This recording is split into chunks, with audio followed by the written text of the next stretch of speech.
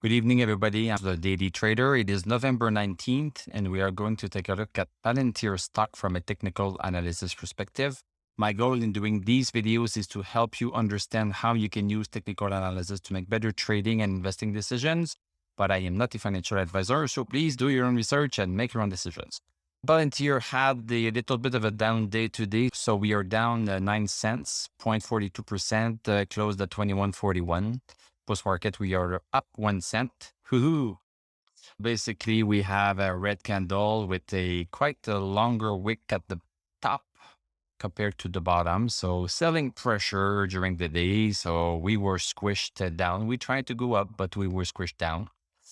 Let's go see the 1 hour chart. So this is the first candle of the day.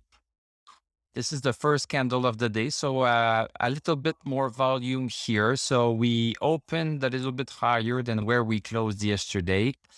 But I look at stochastic at 22. This little move was not very significant.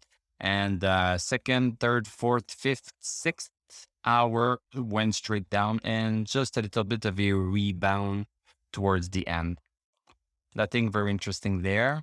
So let's look at our indicators on the daily chart. Stochastic at 1.89. So extremely low. RSI close to 30, which is the oversold zone, but not yet there. MACD crossed over bearish.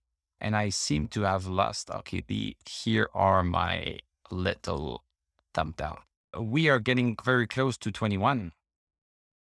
So 21 is a significant support, but also we need to be fair. And it looks like we have a little bit of a support right here. We seem to have a bit of a support at 21.29.